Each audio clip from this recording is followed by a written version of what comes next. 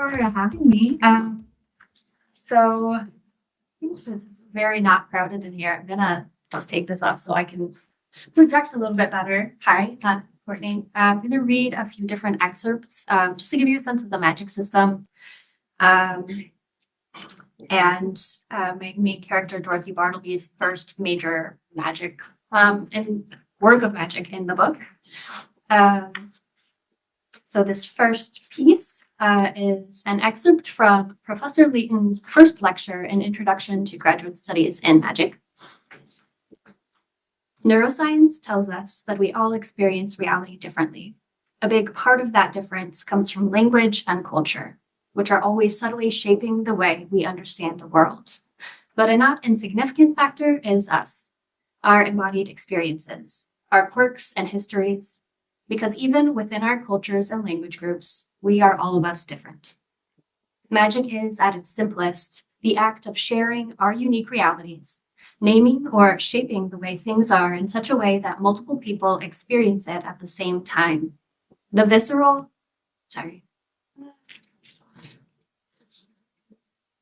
knowledge that it isn't just you, because you made it not be. Let me share my favorite example. Scholars say that ancient Greeks had no word for the color blue. So the story goes, they couldn't see blue. And in their literature, at least, this seems to bear out. Ancient Greek texts describe things we would consider objectively blue with phrases like wine dark, which implies a purple or even, some say, a deep green color. Then, one day, someone named the color blue. Suddenly, it became visible to a whole populace. Blue is a working.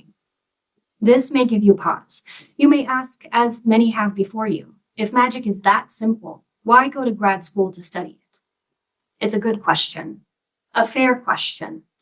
Let me pose one in return. Do you think blue is simple? It is everywhere we go, in everything we do. It defines our world when we zoom out and take the whole thing in at scale. Anyone can do magic in theory. Many do in practice. But working your own unique reality, pulling it into shared, sustained existence through skill and will, and let's face it, luck, that requires a depth of resources and understanding few achieve. Graduate magic study is not only about the bare skill of spellcasting, whatever Professor Putnam may tell you to the contrary. It's about a deeper and wider knowing of yourself, as well as your world and its workings. That is why we're here. And then the second piece I'm skipping ahead to is another excerpt from a different professor, because what is academia without some professorial rivalry? So this one is titled Excerpt from Professor Putnam's First Lecture in Spells and Methods. Professor Layton will have filled your heads with flights of fancy about the outlandish possibilities of naming your own reality and blue being a working and, worst of all, magic being something unquantifiably more than bare skill. And that's all well and good. As one of my favorite philosophers famously said, if you have built castles in the air, your work need not be lost. That is where they should be. Now put the foundations under them. In this course, we will return to our foundations, the building blocks of all workings, incantation, gesture, object, and ritual. We will explore them in their granular individuality and in their full scale. Because, as you all should know, magic always comes down to one or more of these four elements, no matter how complex the working. You'll do well to remember them, brand them into your eager young minds, respect them in all their seeming simplicity. And would you look at that? I've conveniently written them on the board in an order that lends itself to mnemonic. I-G-O-R, Igor, as in the assistant who helps Dr. Frankenstein bring the monster to life. Amid all of the noise of branch-specific praxis and methodological interventions and cutting-edge frameworks, it has become rather easy to lose track of our foundations. Attending to Igor will help you work wonders of your own, stabilizing your attempts at naming or reshaping reality. And if you attend well, your wonders will only be monstrous if you mean them to. Then I have one other brief section, and this introduces you to the main character, Dorothy Bartleby, who fits into this complicated magic system in complicated ways. She's a first-generation student and has a lot of imposter syndrome. So this is the first big spell that she casts in the book, and you'll see how it goes. This was my last chance. If I failed now, I wouldn't be able to replace the skull and start again. And even if I could, they might not issue me another permit quickly enough for it to matter. Admin expedited the permit process for exams and dissertation defenses, but only once per attempt. Waiting the 4 to 6 weeks for a regular permit wasn't an option. A long inhale and exhale wasn't enough to calm me, so I closed my eyes and visualized my body. I wiggled my toes, tensed my calves, worked my way up until I was calm and anchored again, stretching my neck in lazy circles. I knew how to do this. Work from outside to inside, and remember the basics: incantation, gesture, object, and ritual, or at least the first 3. This particular working didn't require anything specific ritually. Then again, spell prep was a ritual all its own. My stomach cramped in a particularly stabby way, anxiety already creeping back in. Best to get on with it, starting with object. Taking another slow breath, I arranged thrift shop microphones and speakers in a 5-point pattern around the table. My hands continued to tremble as I stacked books beside each piece of sound equipment. Battered copies of Austen, Defoe, Burney, and Radcliffe novels I'd carted home over the years from the secondhand bookshop near campus. I placed the skull, rigged with a couple of networked hard drives and connected to my laptop, in the center of the arrangement before ringing the hole in a circle of powdered kelp. That left my student ID. It technically didn't have to be in the working. I could activate the dormant magic in it just by reaching for it mentally. But it served as another representation of the collections I wanted to draw on, as my spell sped up the machine learning process and transformed a chaos of code into a magic narration construct. I propped it up against the skull and took a step back. The tableau before me set my heart dubstepping. Everything was ready, my objects all in place. A vision board for reality to draw upon as it transformed. I tried not to think about the ghosts waiting in the figurative wings, ready to snuff my working out if it started to go awry. Resisting a shiver, I flipped my laptop open. Gesture. A few keystrokes and I'd know one way or the other. Sending a plea into the universe, I typed the command to start the program. Incantation. The candle flames flickered, then steadied. The speakers hummed to life, louder than I'd expected. A cacophony of audio playing simultaneously, drowning out the whine of fluorescence and the sub-bass rumble of the HVAC system, with text-to-speech narration of the dataset I needed my construct to process, learn, and riff on. I couldn't watch. I couldn't not watch. Squeezing my hands together in front of my face, I bit into a knuckle to keep myself from laughing or crying. If this was working, it would be magically condensing the computer's processing time as code and spellwork alike bonded to their organic buffer, the skull. I didn't want to hex it, but it seemed to be working, which meant any second now. I braced myself for the physical toll, the cosmic cost, a wave of exhaustion, nausea, blurred or double vision. Last time I'd done a working this size, I'd vomited, skipping straight to the agony of an immense, arcane hangover. Breath caught in my throat as I watched the candles flare and gutter, smoke wafting toward the ceiling. My laptop, taking that as a cue, shut itself down. An obvious sign, if not a clear one. Was the working complete or had it failed? Only one way to find out. Once upon a time. The command was supposed to start narration, and the words at the end would get it to stop, except nothing happened. I tried again with more confidence, more expectation than I actually felt. Still nothing. I stood there waiting for so long the room's motion lights clicked off. In the dark, I was ambushed by the urgent need to cry. I cleared my throat instead, sniffing. Stars, damn it. It took a bit of jumping and waving to convince the lights to turn back on, which was annoying enough to distract me briefly from the despair reaching for me like a riptide. I'll stop there.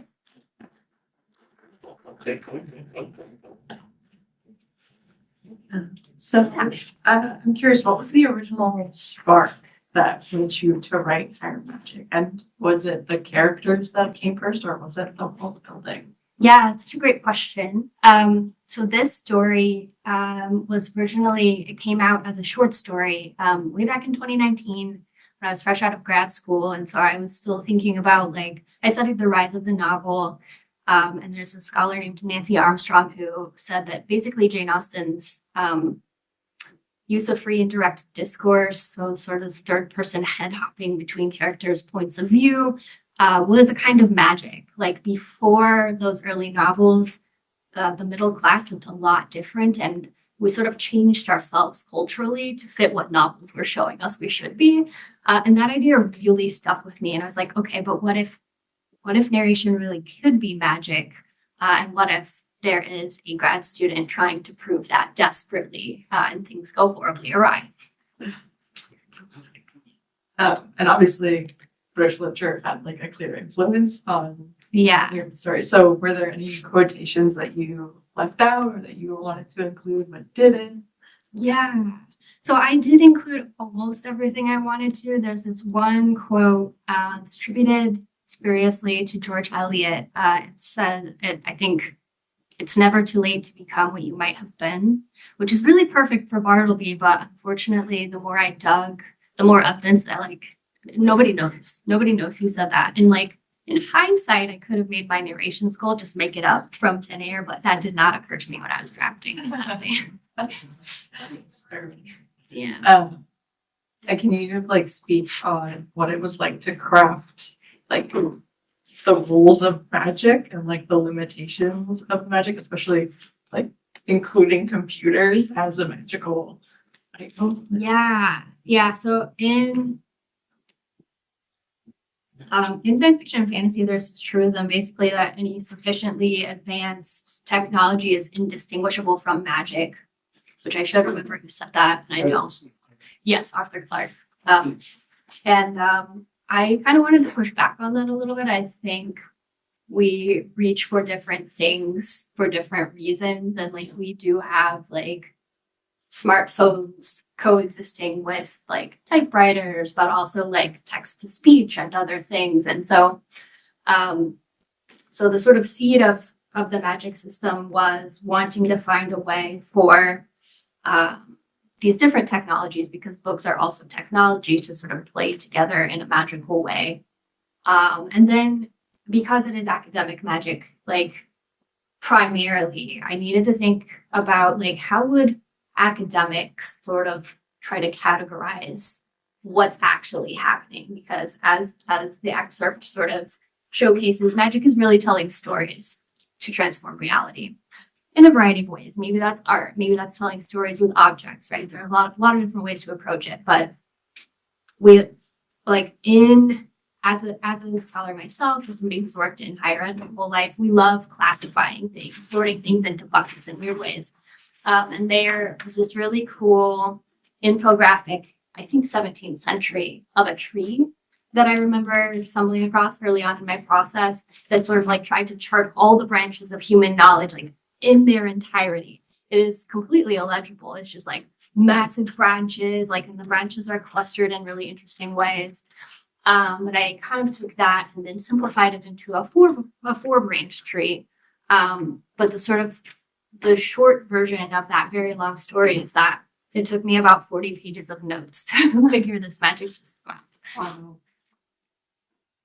Wow. Can you talk a bit about choosing your setting, choosing Oregon as a place for that's all take place? Yeah, so I love magic school novels. I love just campus novels in general.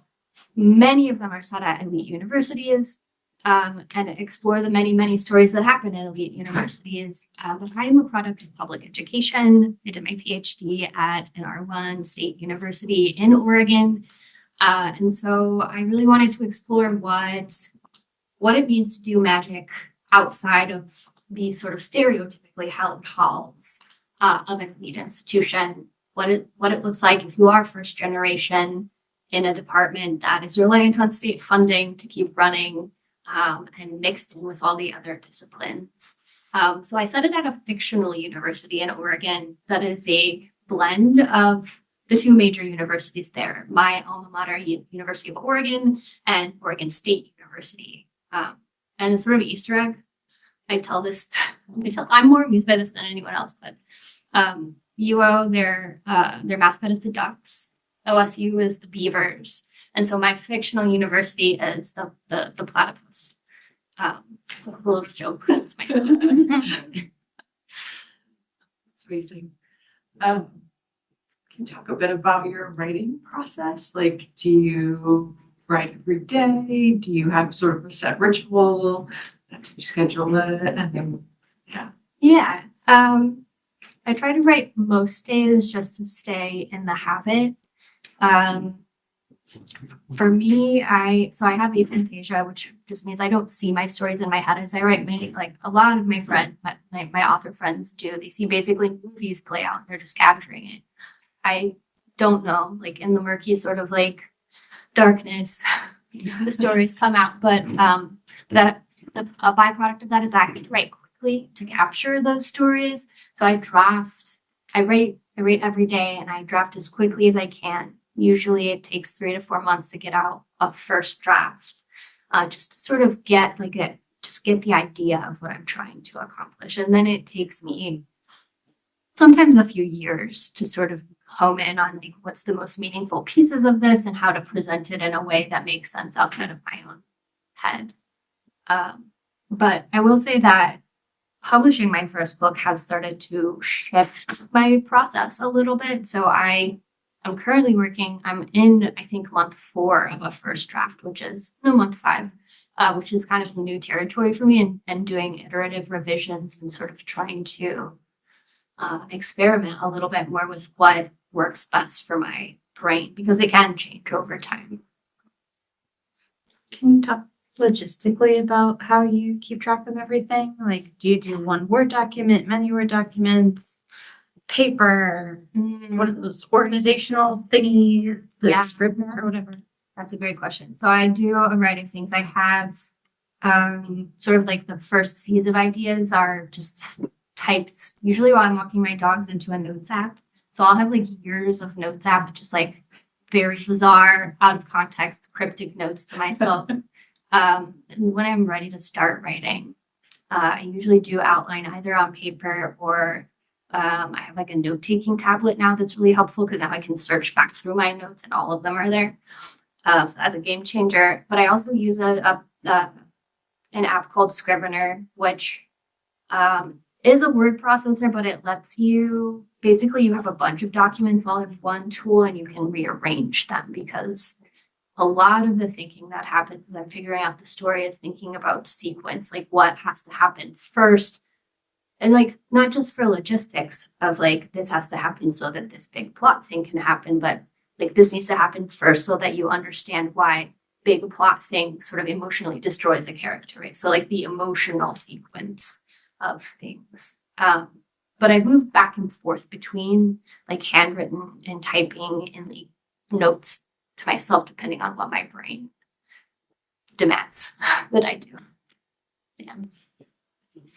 Do you find things come like fairly linearly as far as like a story is concerned, or do you jump like, does a certain scene come to you first and then you go from there? Yeah. So I am a pretty linear writer, but it's sort of like I've started describing it as submerging. Like I'll see sort of big points in a linear way on the surface, and then like as I draft, I sort of sink deeper and see more of the details between those big points. So I don't always know the end, but I sort of know a general direction that I'm aiming for.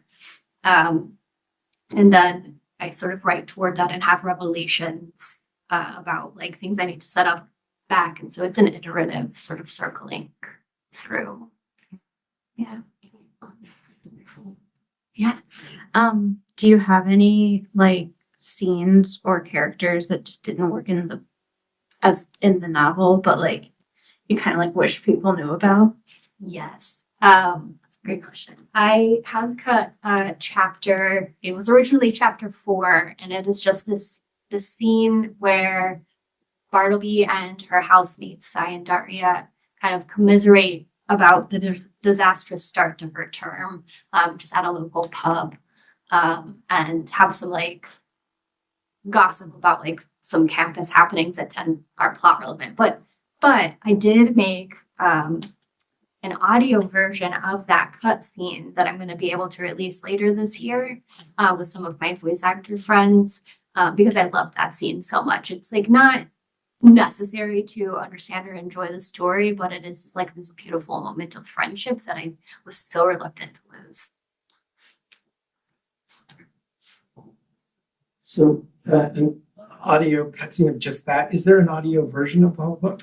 There is an audio version. It's narrated by Sophie Amos, who also did Bunny by Mona Awad. It's very good. I haven't listened to the whole thing, but it is just wherever you get audiobooks. Yeah, We have it on Hoopla. So if you have a library card here, you can listen to it on Hoopla. Yeah. So, yeah. Awesome. Well, obviously we know that you're influenced by British literature, but what are your like go-to fantasy? Like, do you have favorite fantasy writers or novels? Yeah. So kind of starting with more recent writers, I absolutely adore everything that Sylvie Cathrall has written. Her first couple are, I'm gonna call the sunken something duology. The first one is called Letter from the Luminous Deep, and it's sort of like an alternate. It's like a almost 19th century alternate world, mostly sea planet, but it's told in like an epistolary format with a bunch of different technologies between two sets of siblings. Super, super cool. And then Hannah Perry, H.G. Perry, writes really cool. I think she just did a retelling of Great Expectations called A Far Greater Thing that's out this year. But I love all of her work as well. Yeah. And have you always been a writer, like ever since you were young, or yeah? Yeah, the first evidence I have of my writing is extremely punny Louisa May Alcott fanfic from when I was 8.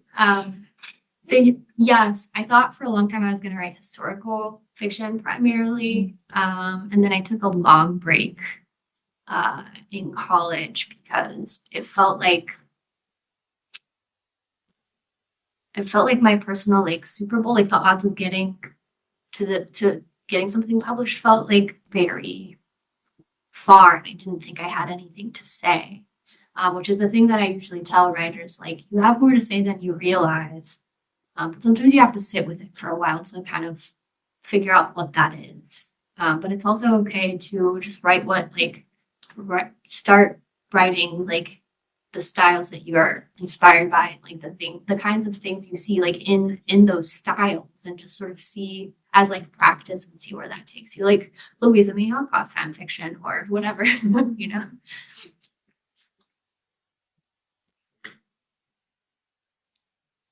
Do you have fan casts?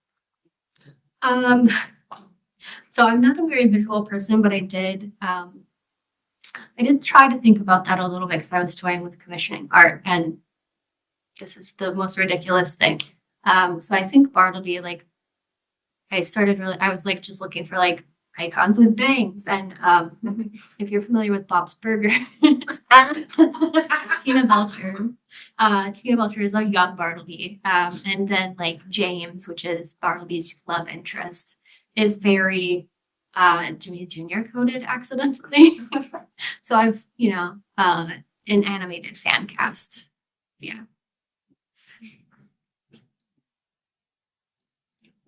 I have a question about your book cover because I'm just fascinated by book covers. Yeah. How much input did you give or right to give? And then when you saw whatever kind of drafts or suggestions, did you feel like, oh, they got my book, or did you feel like, did you even read my book? That's a really good question. I was braced. So authors don't have typically a lot of say or control over their covers, which I think a lot of people are surprised to find out. But I was very lucky. They had 2 options in mind, and they let me choose between them. And so this cover, I think the cameras are here.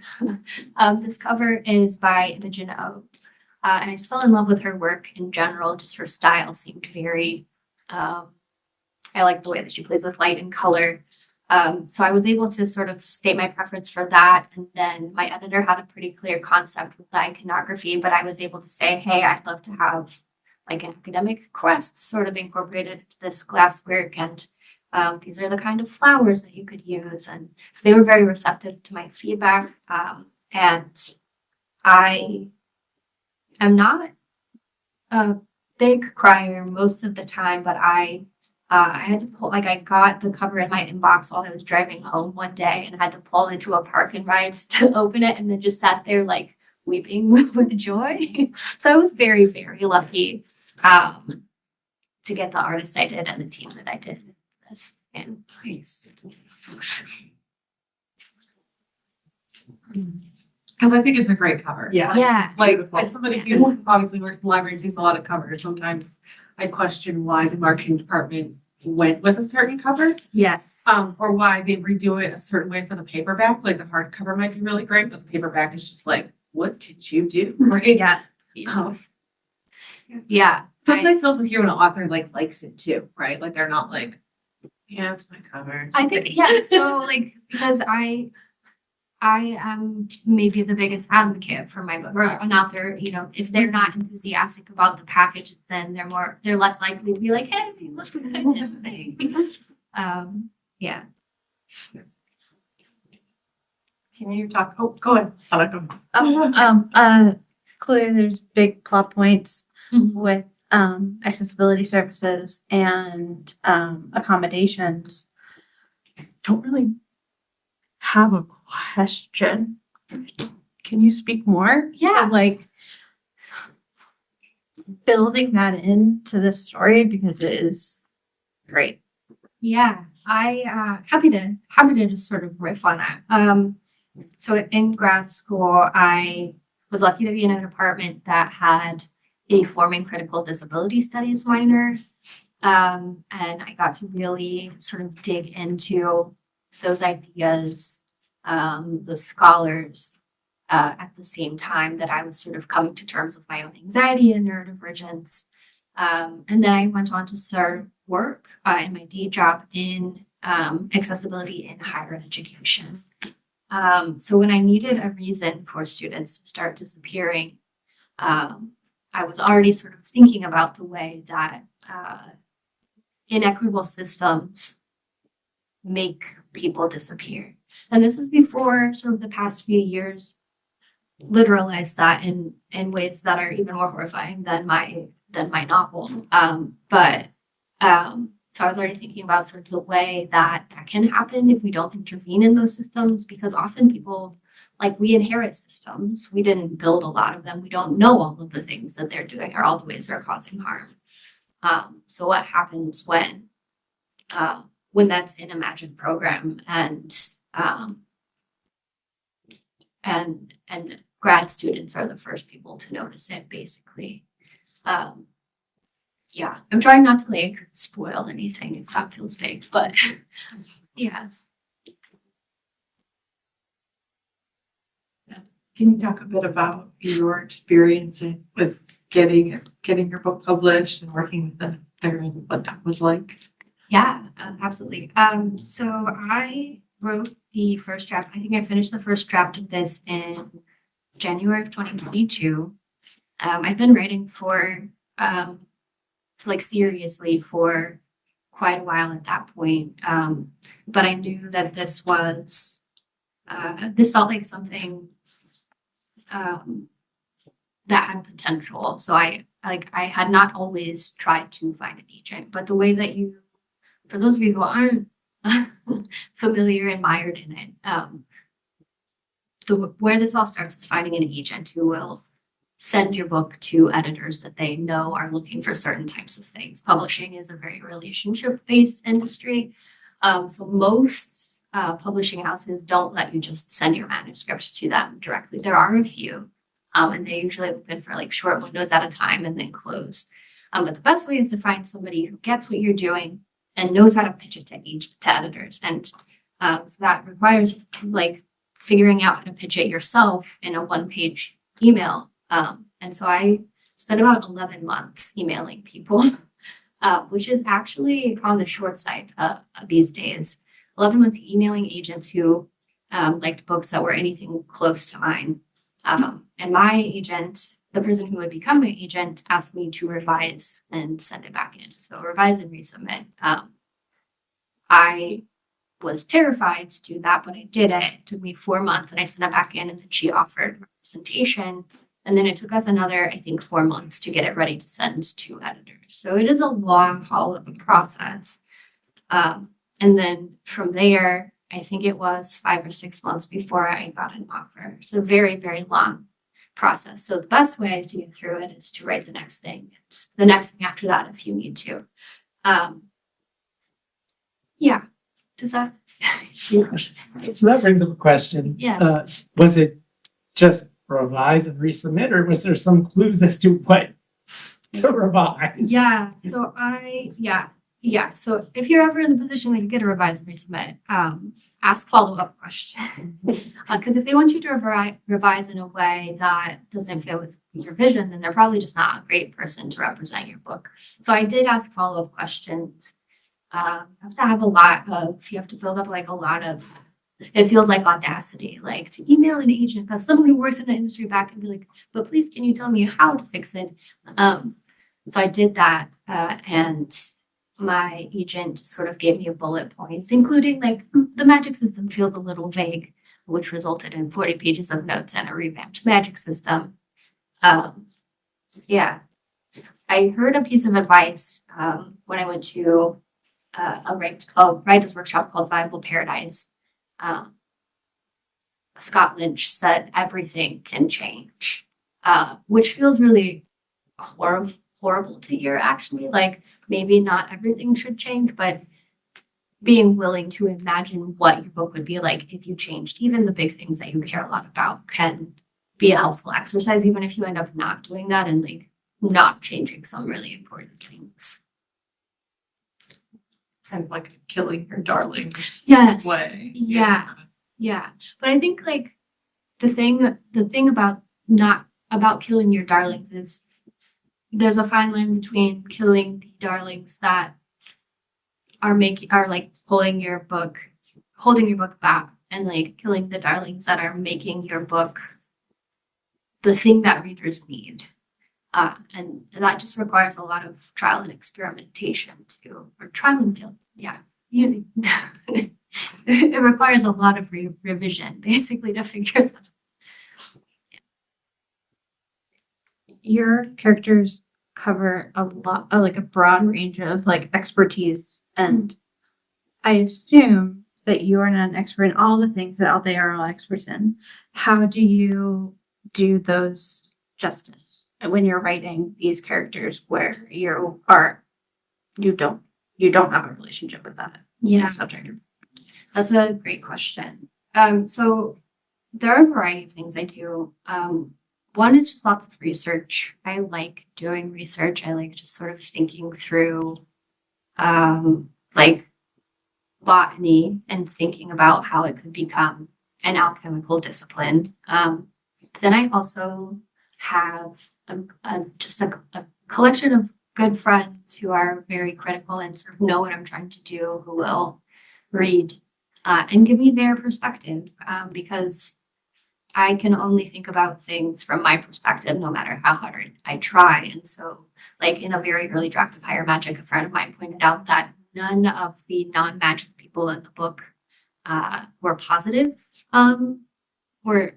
like positive characters in the book. It was just like all the they were either like completely neutral and not important, or like villainous in some way, which was completely unintentional, and I was horrified to hear that. But I needed to hear that to fix it. So that's a huge thing. And then just sort of like asking people with different expertise when I can, and especially if they're also writers, and I can sort of trade and do the same for them is very useful.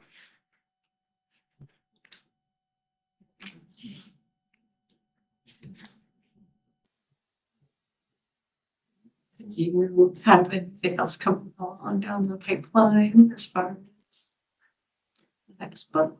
I have a few things in the works. York. Nothing I can announce yet, but a couple of them are set in Vermont, which I'm very delighted by, because it's sort of, I've been here for about 6 years now, and it's sort of like creeping into my art in a way that's very lovely. But I also have um, a variety of like short fiction and a poem that are out. One was recently reprinted by Podcastle. It's called Cover Letter _ version 5, which is an academic, like an academic on the job market in a magical way. I'm trying to, so it's very short. But that one, if you liked higher magic, you'll probably like that. And then my poem, Renfield at His Windowsill, was recently nominated for a Riesling Award, which is a big speculative fiction poetry award. But it is a Dracula retelling from the perspective of Renfield. And it's probably my favorite short thing that I've published recently. So, yeah.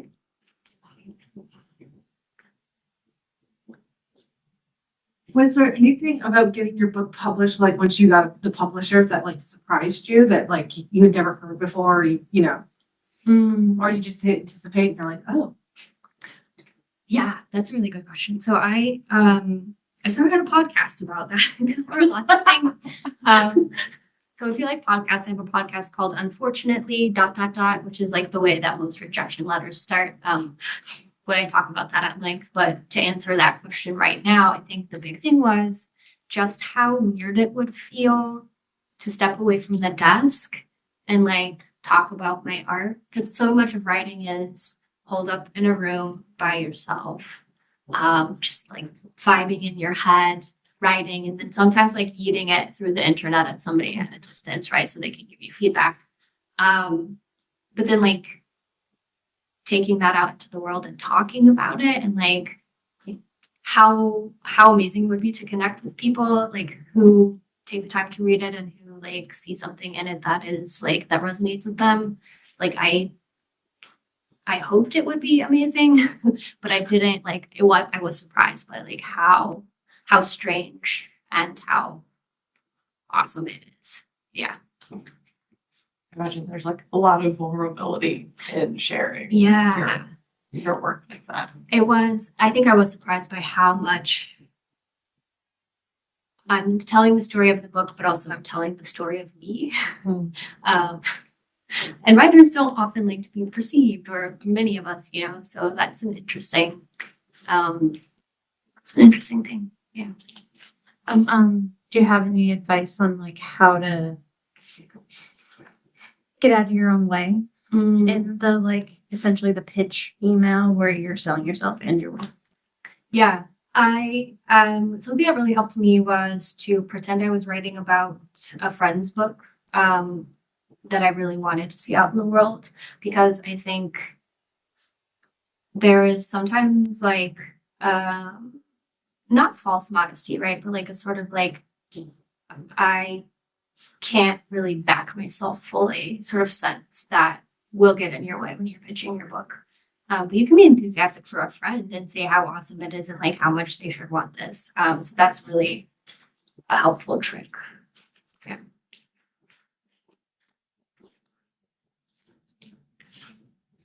Have you found a network of other writers that you can kind of rely on?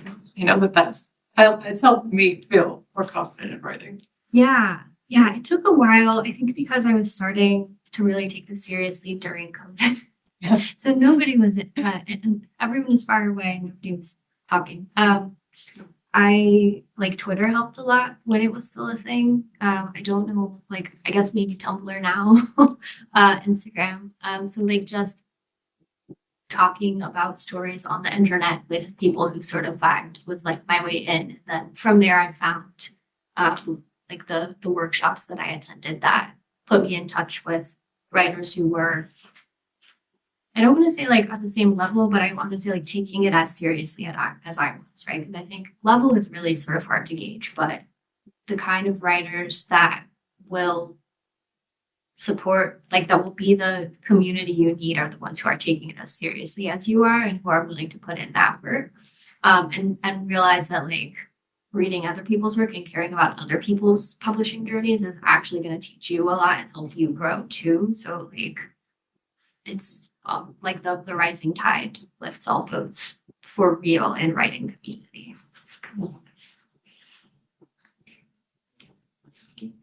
I guess going off that, like, how do you decide who, when you need feedback, like, who to send, like, not like before you get to like the sending out to publishers part, Yeah. like who you decide to have read it?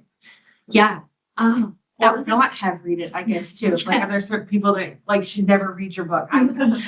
Yeah, I mean, there are people that like you just I think people have feedback styles. Everyone has their own feedback style. And so I think it's really helpful to sort of test that on smaller things before sending books out, like trading short stories or poems, and sort of get a sense of how people approach critique, how they resonate with your work in particular, because maybe they don't read your genre, or maybe they just really hate it when people write in poetic metaphor because they're very scientifically minded or something.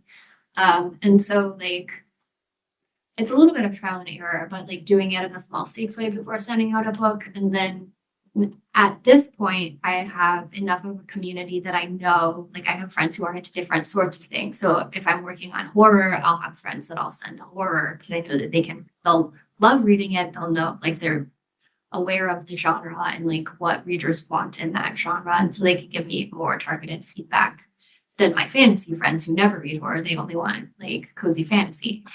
So there's sort of like, what do your people read? What kinds of things they resonate with, and what is their style? These are all really great questions. Such fun to talk about.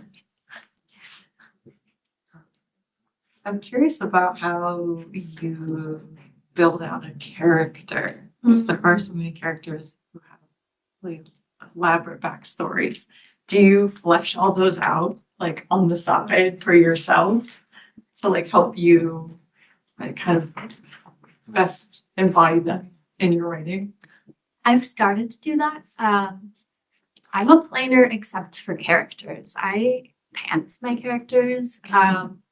So yeah, discovery writing, if you're not familiar with the term pants. For example, some of Bartleby's backstory didn't happen until the last draft before I sent this to copyments. Because I think, like, first I need to sort of test how, like, my idea of a character will move through the world to see, like, I think characters and worlds are so deeply connected that I sort of need to create them, like, in conversation with each other. So I can't sort of just, like, say, Bartleby has bangs and she's kind of short and she wears crumpled laundry, and like her zodiac is whatever. I can't like have that full list until I've seen the way that she interacts with the world and sort of figured out the way that I like want to guide her through that maze. If that makes sense. But what that means is that I have to be okay with revising a lot. And revision, like I think a lot of people either dread it or they're scared of it, but it is a super, like it's a tool that is like the coolest thing to watch ideas sort of like, I don't know, like it's like a movie montage almost where like somebody is training for like a big fight and they start kind of like scrawny and they end like super buff. Like that's what revision is for a book. So it's actually kind of cool to watch, but it is like a lot of, I don't know, this metaphor is getting off the rails, a lot of like drinking egg yolks in the morning, but like with pages and not actual yolk. I don't know. Were you like plot based? So did you have like moments that you wanted, and so what the character was like and like how it happened was based off of like kind of the end game, like the end moments? Or was it like, hey, I have this thing and we're just gonna figure out what happened? Kind of both. So I knew like from the very first, like the short story version of this, I knew that there was going to be a magic spell that creates a narration skull and that it's going to go wrong. So like the rest is really sort of making that one make sense and making that two have an emotional impact, like mean something. And And I think almost everything else, except Bartleby herself and sort of her background, changed over the course of revisions, except sort of those two fixed points. Yeah.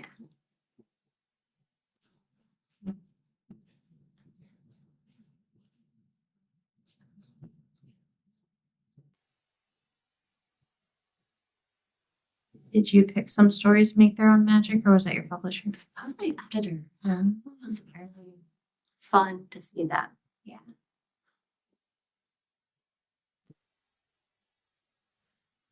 I hadn't even thought of that, like the taglines. I hadn't Yeah. even thought of who, like.